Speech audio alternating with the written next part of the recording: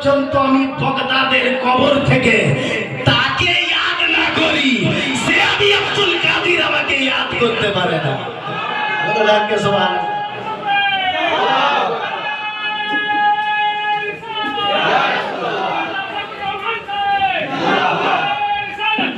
ওসে পাক বলছে দোয়া কবুল হচ্ছে না, লন্ডন যাচ্ছ, জার্মান যাচ্ছ, থাইল্যান্ড যাচ্ছ বেড়াতে, দরকার নেই, একবার চলে আসো না বাগদাদে, আর বাগদাদে এসে বাগদাদের মাটি তুলে আল্লাহ দরবারে দোয়া করো, তোমার हर दुआ अल्लाह कबूल करो। जिनकी दुआ कबूल नहीं होती है उस बात फरमाते हैं कि बगदाद की मिट्टी उठा के दुआ करना, अल्लाह तुम्हारा हर दुआ मंजूर व मकबूल।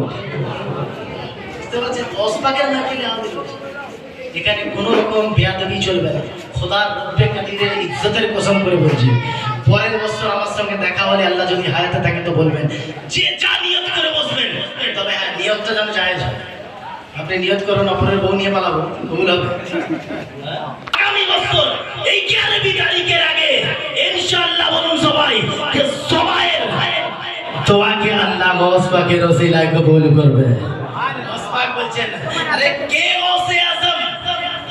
আমরা যখন রাগ করি, দুঃখ করি, আমাদের বাপ মা আমাদেরকে বোঝায়, আমরা তখন খাই না, না খাবো না, না খাবো না, আমার এই জেদটা পুরি করো নাহলে খাবো না।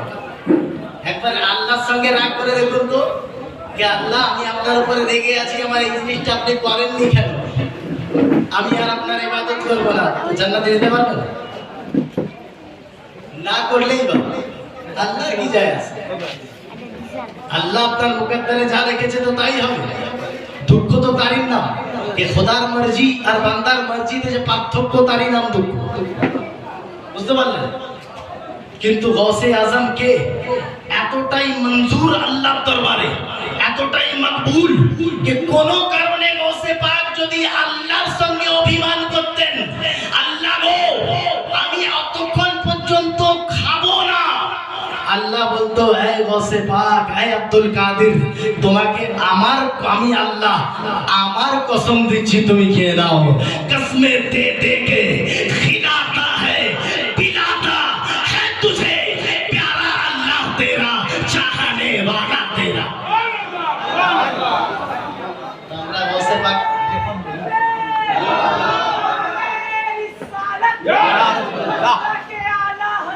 जिंदाबाद जिंदाबाद